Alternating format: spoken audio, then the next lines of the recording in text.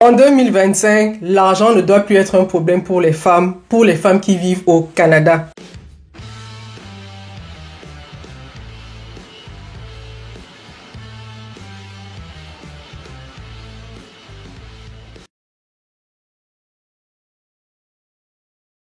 Salut à tous, bienvenue dans le Priscille School of Money. Je suis Priscille Atanganambida et au travers de cette série de vidéos, je partage avec toi les informations pertinentes à savoir quand on vit au Canada. Ce sont des informations pertinentes pour toute personne qui vit au Canada. Ce sont des informations liées aux finances personnelles. Et dans la vidéo d'aujourd'hui, je voudrais partager avec toi une histoire extraordinaire. L'histoire extraordinaire d'une personne ordinaire comme toi et moi, comme vous et moi. Michelle est une dame qui arrive au Canada le 27 juillet 2024.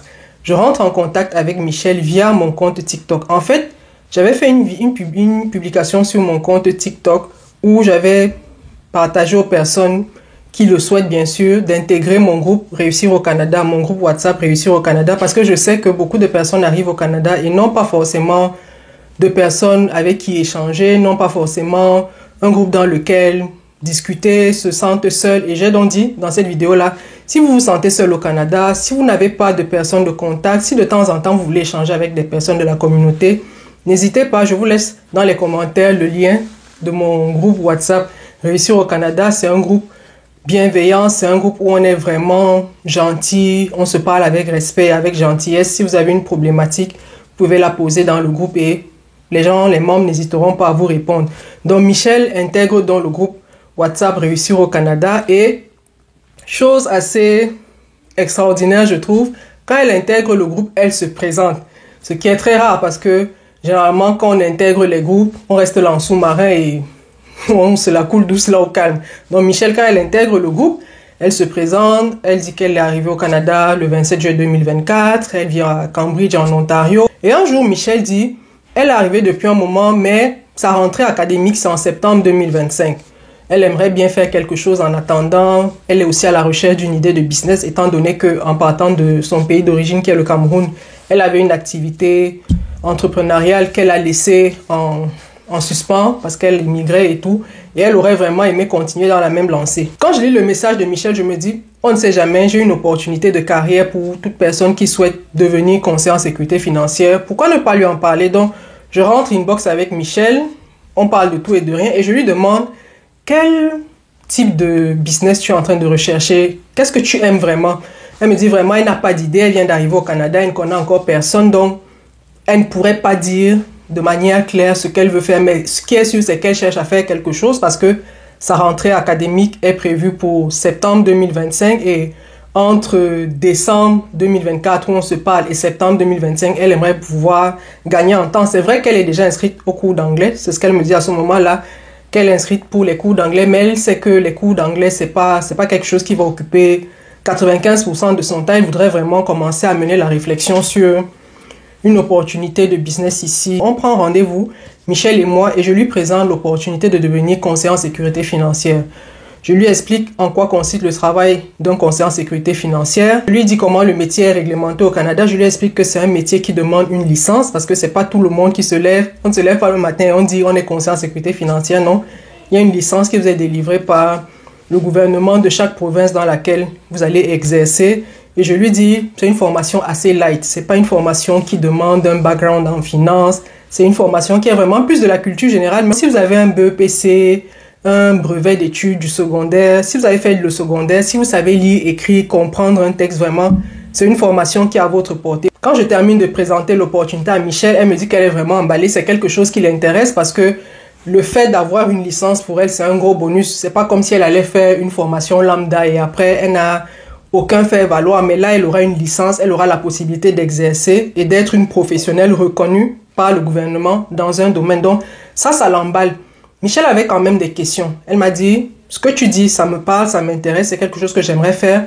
Mais la grosse question pour moi, c'est, je viens d'arriver au Canada, je ne connais personne, mais comment je fais donc pour faire grandir mon activité? Et je dis à Michelle, si ta plus grosse crainte, c'est de savoir comment tu vas vendre, je te rassure tout de suite.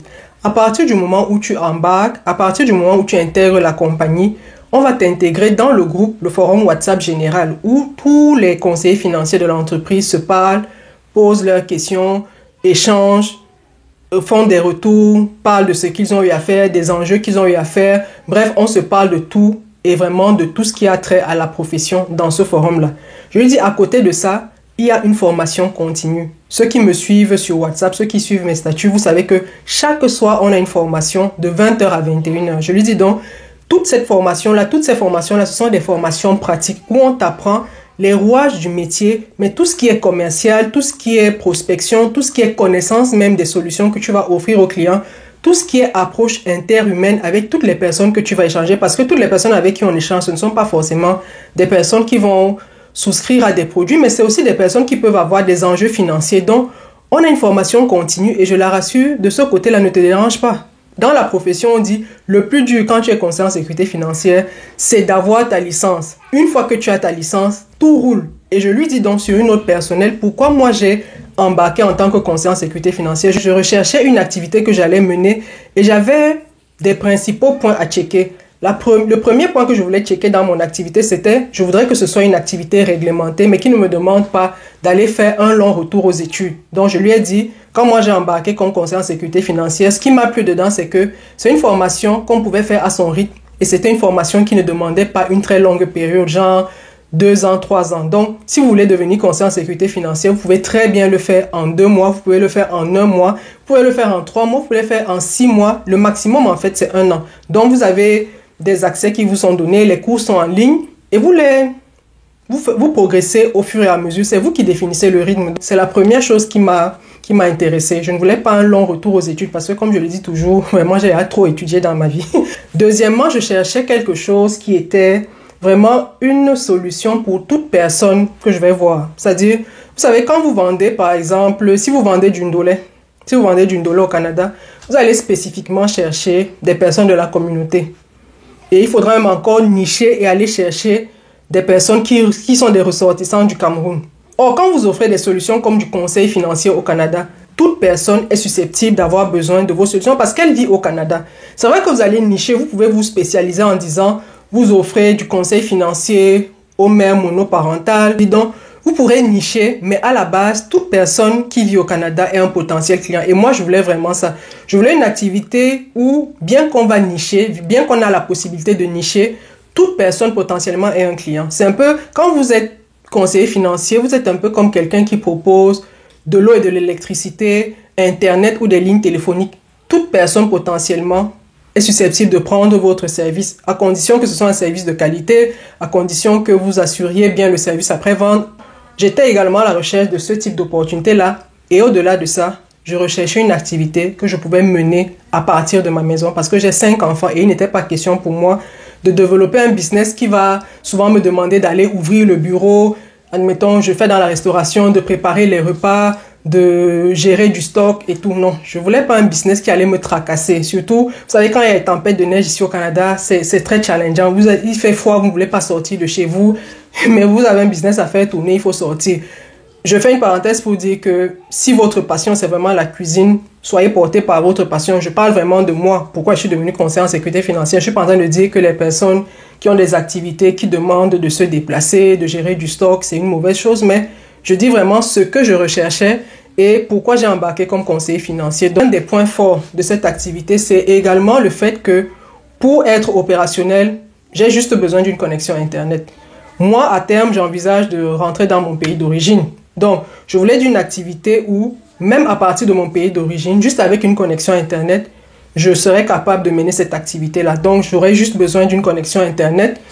Et boum! Donc, quand on est conseiller financier, on offre des solutions qui sont reconnues par le gouvernement. Quand une personne vous offre la possibilité d'ouvrir votre CELI, votre CELIA, votre REER, votre REE, c'est des solutions que le gouvernement reconnaît. C'est pas comme si on est en train de vous vendre des choses que les gens ont sorti de leur chapeau. C'est des solutions que le gouvernement reconnaît. Et vous avez une licence. Donc, vous n'êtes pas un charlatan qui se lève un matin et qui commence à parler de finances. Et je voudrais préciser ici, toutes les personnes que vous voyez, toutes les personnes qui portent le titre de conseiller en sécurité financière ont lu les mêmes manuels. C'est-à-dire que c'est le même manuel, c'est le même support de cours que tous les conseillers en sécurité financière lisent. C'est un manuel qui a été consolidé par un organisme fédéral. Donc, c'est pas comme si tel conseiller en sécurité financière, lui, il a fait ses études à la Harvard, tel autre conseiller financier, lui, il a fait ses études à McGill, tel autre... Non, on lit le même support de cours, c'est la même formation à laquelle on a droit. On va peut-être le faire au travers d'institutions différentes, mais les supports de cours que nous avons, ce sont les mêmes supports de cours, quel que soit l'organisme avec lequel vous embarquez. L'autre critère aussi qui était déterminant pour moi en embarquant comme conseiller en sécurité financière, c'était d'avoir la possibilité de repartir avec mes clients si, à un moment, je me rends compte que j'avais déjà un portefeuille client conséquent. Et j'ai demandé à Michel, j'ai dit à Michel, Michel, même si tu n'embarques pas avec nous, assure-toi que si une autre entreprise te présente cette opportunité, s'il te plaît, valide juste que tu as la possibilité de repartir avec la clientèle que tu auras consolidée après un certain temps. Tu vas créer un portefeuille client, tu auras un portefeuille client, admettons que tu mettes 10 ans dans la profession. Si à un moment, ton activité explose, s'il te plaît, valide avec la compagnie avec laquelle tu vas embarquer que tu auras la possibilité de repartir avec ces clients-là. Parce que la réalité est celle-là. Beaucoup de personnes sont dans des entreprises, beaucoup de personnes sont des conseillers financiers dans des entreprises et n'ont pas validé cet élément-là. C'est-à-dire, si jamais elles partent, à qui revient la clientèle? Et c'est malheureusement au moment de partir qu'on leur dit ça. C'est-à-dire, c'est le jour où vous dites que vous voulez partir qu'on vous dit oui, si vous partez, les clients ne sont pas les vôtres. Et on vous dit que le contrat est clair. Et en allant regarder votre contrat, vous vous rendez bien compte que la clientèle, c'est pas la vôtre. Donc, j'ai dit à Michel, je t'ai présenté l'opportunité, je t'ai dit pourquoi j'ai embarqué dedans. Toi, de ton côté, fais tes recherches, fais vraiment tes due diligence. Et c'est ce que je recommande toujours aux personnes avec qui j'échange. Fais tes recherches. Et s'il te plaît, ce point-là, valide-le. Au-delà de la rémunération, je reconnais que nous, on a un très bon système de rémunération. Mais au-delà de la rémunération, rassure-toi que la clientèle que tu auras bâtie, les relations humaines et d'affaires que tu auras bâties, tu auras la possibilité de les amener, de les ramener avec toi, de les tracter avec toi si jamais tu quittes l'entreprise. Parce que c'est pas bon de pleurer après 10 ans alors qu'on aurait pu valider ça. Donc, je présente cette opportunité-là à Michel et Michel me dit, ça me parle, ça m'intéresse ce que tu dis. Et le fait même que tu me rassures encore en me disant, une fois que j'ai ma licence, j'aurai tout le support nécessaire, je vais embarquer. Donc, Michel embarque très exactement le 18 décembre et parce qu'elle doit déménager, elle quittait sa maison pour une autre. Elle débute effectivement la formation le 27 décembre 2024. Et pourquoi je vous parle de l'histoire de Michel aujourd'hui? Je vous parle de l'histoire de Michel aujourd'hui, vendredi 14 mars. Parce qu'aujourd'hui, Michel a passé tous ses examens de certification. Michel, en 3 mois, est allé chercher sa certification et elle va passer dans quelques semaines sa licence pour devenir conseiller en sécurité financière. C'est un examen qu'elle va remporter haut la main parce que je sais que c'est une femme capable. C'est une lionne indomptable. Et je vous dis toujours, l'argent ne doit plus être un problème pour les femmes au Canada. C'est vrai que la vie, ce n'est pas la course. La vie, ce n'est pas la course, mais l'information, la bonne information est capitale. Michel a 4 enfants. 4 enfants. Pour vous dire que ce n'est pas comme si Michel se tourne les pouces toute la journée. Michel a 4 enfants. Michel suivait ses cours d'anglais, elle suit ses cours d'anglais. Michel s'est demandé qu'est-ce que je peux bien faire de décembre 2024 à septembre 2025. J'ai présenté l'opportunité à Michel et je ne vous demande pas systématiquement de devenir conseiller financier. Vraiment, vous pouvez devenir tout ce que vous voulez, vous pouvez aller chercher toute autre formation. L'idée ici, c'est de vous dire, capitalisez vraiment le temps que vous aurez entre 2 périodes. C'est-à-dire, si vous avez une rentrée qui est dans 6, 8, 9 mois, 1 an, qu'est-ce que vous faites dans l'intervalle? Qu'est-ce que vous faites en attendant? Est-ce que vous allez regarder passivement les jours passés? Vous pouvez faire tellement de choses et sortir de là avec un élément que vous pouvez faire valoir. Aujourd'hui, quand Michel va passer sa licence, quand elle aura sa licence, elle sera aux études, elle va embarquer comme étudiante, mais en tant qu'étudiante, elle pourra déjà mener une activité. Aujourd'hui, Michel a le choix. Elle peut dire, je ne vais pas en faire une activité, je ne vais pas en faire une profession, je ne vais pas me lancer dans la profession. Mais ce qui est sûr, c'est que Michel sort de là gagnante. Parce qu'aujourd'hui, Michel sait exactement comment marche l'argent au Canada. Si aujourd'hui, Michel est recruté dans une entreprise et qu'on lui présente les avantages sociaux, si l'un de ces avantages sociaux-là, c'est l'assurance maladie ou l'assurance vie, Michel sait aujourd'hui qu'elle a un délai pour transformer cette assurance collective-là en assurance individuelle. Ce n'est pas forcément une formation que vous allez faire parce que vous allez gagner de l'argent, vous pouvez en faire une profession. Oui, c'est une possibilité d'en faire une profession. Mais c'est également une formation qui vous-même vous êtes dans vos finances. Dans vos finances. Et vous savez que les finances, c'est clé au Canada. Et c'est un investissement de maximum $500 que Michel a fait. Un investissement qui lui sera utile toute sa vie durant au Canada. Donc, elle a mis $500 pour faire sa formation, pour embarquer avec l'entreprise, mais c'est un 500 dollars qu'elle va utiliser toute sa vie. Vous imaginez? Ça veut dire qu'elle est avisée. Elle est avisée en matière de finances personnelles au Canada. Donc, je partage avec vous cette information, les dames. Il y a beaucoup parmi nous qui restons à la maison avec les enfants. Il y a beaucoup parmi nous qui n'avons pas trouvé de place pour nos enfants en garderie. Il y a beaucoup parmi nous qui sont à la maison, qui sont en congé maternité. Beaucoup sont en congé maternité pour 1 an. Beaucoup sont à la maison en attendant que leur rentrée académique arrive. Qu'est-ce que vous faites pendant ce temps? Qu'est-ce que vous faites? Comment vous utilisez utilement ce temps? Et je vous dis, vous n'êtes pas obligé de devenir conseiller en sécurité financière. Il y a plein d'autres possibilités. Vous pouvez devenir courtier immobilier, vous allez aller chercher la certification, la licence de courtier immobilier, de courtier hypothécaire. Vous allez aller chercher toutes les licences que vous voulez. Toutes les licences pour travailleurs autonomes. Vous pouvez devenir agent de voyage si c'est ce qui vous intéresse, c'est ce qui vous passionne. Vous pouvez devenir agent de voyage, vous pouvez devenir courtier immobilier, courtier hypothécaire, bref, ce qui vous intéresse. Ne vous limitez pas, ne vous cantonnez pas à ce que je dis. Conseiller financier, c'est parce que je le suis. Mais je vous dis, il y a plein de possibilités. Qu'est-ce que vous faites de ce temps-là? Et le temps va passer. Et moi, je le dis toujours aux gens. Moi, quand quelqu'un me dit, la formation coûte cher, j'ai envie de réfléchir, je lui dis, ma chérie, tu sais quoi? Ce temps-là va passer. Cet argent-là, tu vas le dépenser. Même si tu ne le dépenses pas pour la formation de conseiller en sécurité financière, tu vas le dépenser dans toute autre chose. Ma question, c'est, est-ce que la manière dont tu auras occupé ton temps, c'est une manière dont tu seras fier? Admettons que tu as 11 mois à passer à la maison en attendant une rentrée ou bien un retour au travail, si tu es en congé maternité. Est-ce que tu auras occupé, est-ce que tu sortiras de cette période-là avec une valeur ajoutée? Quand vous regardez 500 dollars et vous regardez l'éducation financière, est-ce que votre éducation financière vaut 500 dollars? En toute transparence, si on vous dit que pour devenir avisé sur les questions d'argent au Canada, ça vous demande un investissement de 500 dollars, est-ce que vous trouvez que votre avenir financier vaut 500 dollars? Parce que les 500 dollars, je vous dis, vous les aurez dépensés. Il y a des achats qu'on fait. Parfois, on regarde comme ça, on se dit, mais j'ai même mis mon argent dans quoi? Et c'est pour ça que je dis, l'opportunité de conseiller en sécurité financière, pour moi, c'est une perruque. Vous savez, les femmes, quand on parle de perruque, là, il y a des femmes qui sont prêtes à casquer. Vous savez, les perruques, là, on les porte sur nos têtes. Conseiller en sécurité financière, cette connaissance-là, vous la gardez dans votre tête. Donc, c'est une perruque que vous aurez toute votre vie. C'est une perruque que vous n'aurez pas besoin d'enlever. C'est une perruque qui est sur votre tête à vie. C'est une perruque à vie. C'est une perruque à vie, mesdames. Investissez en vous, apprenez à investir en vous, apprenez à investir sur des choses au-delà de l'apparence, s'il vous plaît. Parce que quand vous investissez en vous, quand vous investissez dans une formation comme devenir conseiller en sécurité financière, c'est une formation qui non seulement vous permet de gagner de l'argent vous-même, de comprendre comment marche l'argent, mais également de savoir comment vous pouvez aller chercher de l'argent. Or, la perruque que vous achetez, je ne suis pas sûr qu'elle permet de faire les deux. Je ne suis pas sûr, à moins qu'une personne vienne me dire le contraire. Donc, mesdames, s'il vous plaît, investissez en vous, investissez utilement en vous. Et sachez que aucune somme n'est trop importante quand il s'agit de vous enrichir intellectuellement. Aucune somme n'est trop importante. Aucune somme n'est trop importante quand il s'agit de vous assurer un avenir à vous et à votre famille. Aucune somme.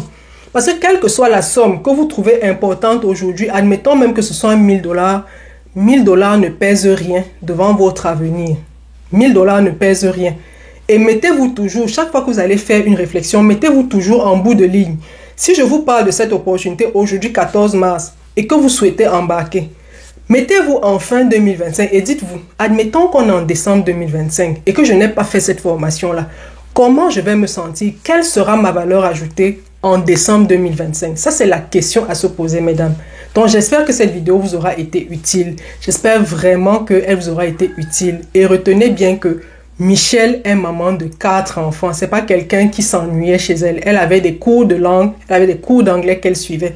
Et elle a juste dit, je mets à profit le temps qui va s'écouler entre ma période d'arrivée au Canada et mon début de cours à l'université. Mesdames, apprenons à faire les bons choix.